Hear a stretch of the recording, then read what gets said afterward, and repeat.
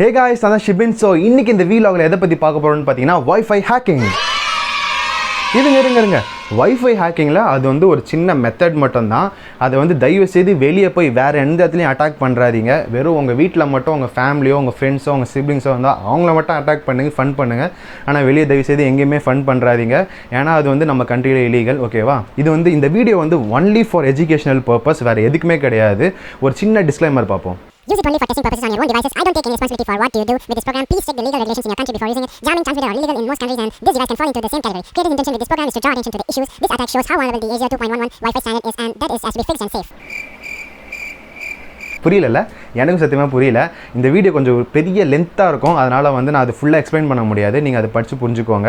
என்னென்னா வந்து வெளியே யூஸ் பண்ணக்கூடாது, அது மட்டும் தான் அந்த கண்டென்ட்டில் இருந்துச்சு.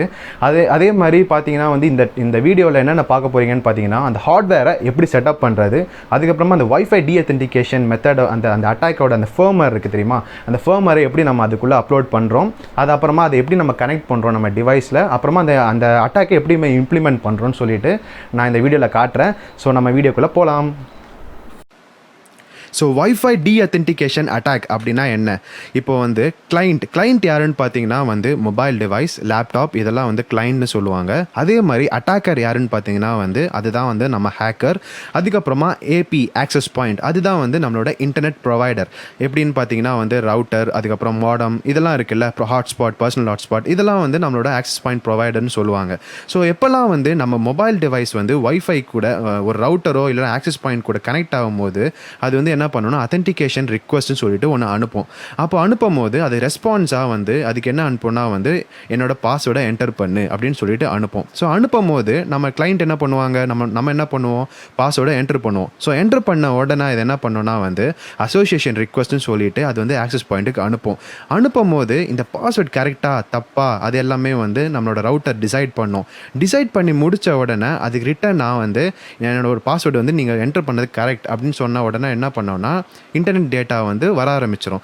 அப்படி இல்லை தப்புனா திரும்பியும் என்ன பண்ணோம்னா வந்து திரும்பியும் அத்தென்டிகேஷன் ரிக்வெஸ்ட் அனுப்ப ஆரம்பிக்கும். ஸோ சப்போஸ் கனெக்ட் ஆகிருச்சு அப்படின்னா நம்ம என்ன பண்ணுவோம்னா வந்து நம்மளோட நம்ம ஹேக்கர் என்ன பண்ணுவாங்கன்னா வந்து இந்த வைஃபை டீஅத்தென்டிகேஷன் அட்டாக் வந்து மெத்தடை யூஸ் பண்ணி டீஅத்தென்டிகேஷன் சொல்லிட்டு ஒரு ஃப்ரேமை வந்து நம்மளோட ரவுட்டருக்கு அனுப்பும் போது என்ன பண்ணோம்னா வந்து ஆல்ரெடி நம்ம கிளைண்ட் வந்து நம்மளோட ரவுட்டர் கூட கனெக்ட் ஆகிருக்கு தெரியுமா, அதை வந்து பிளாக் பண்ணோம். ஸோ பிளாக் பண்ண உடனே என்ன ஆகும்னா வந்து நம்மளோட டீஅத்தென்டிகேஷன் ரிக்வெஸ்ட் வந்து நம்ம ரவுட்டர் வந்து அனுப்ப ஆரம்பிச்சிடும். ஸோ அனுப்ப ஆரம்பித்தோன்னே என்ன ஆகும், இதே மாதிரி ப்ராசஸ் வந்து ரன் ஆகிட்டே இருக்கும். இந்த டீஅத்தென்டிகேஷன் ஃப்ரேம் வந்து அட்டாக்கர் அமுச்சிக்கிட்டே இருப்பாங்க.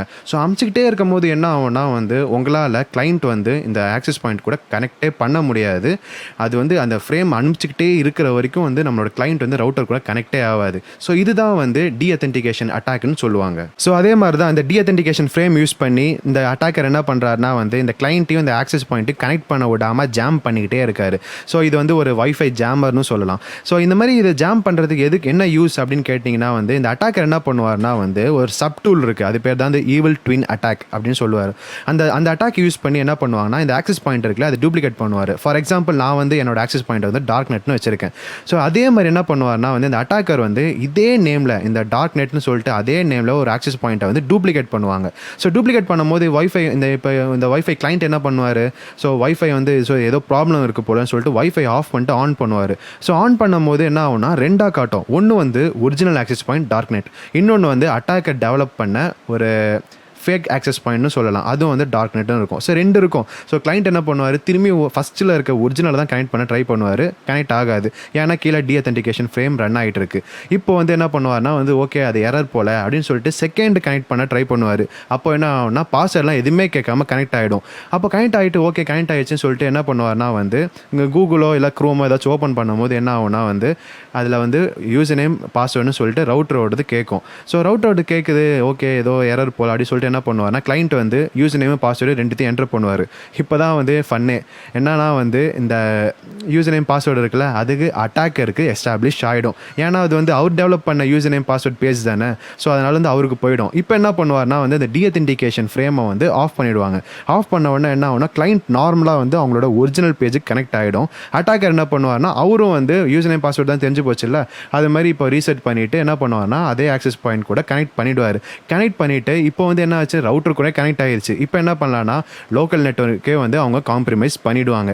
பண்ணிட்ட உடனே என்ன ஆகும்னா வந்து கிளைண்ட் வந்து எந்த பேஜ்லாம் போகிறாங்க, எந்த மெயில் ஓப்பன் பண்ணுறாரு, அவர் என்ன சர்ச் பண்ணுறாரு, அவர் ஆன்லைன் பேங்கிங் எந்த வெப்சைட் ஓப்பன் பண்ணுறாரு, அது எல்லாமே வந்து நம்ம அட்டாக்கருக்கு வந்து நெட் ஷார்க்குன்னு சொல்லிட்டு ஒரு டூல் வச்சு எல்லாத்தையும் அனலைஸ் பண்ணி டேட்டா கலெக்ஷன் பண்ண ஆரம்பிச்சிருவாங்க.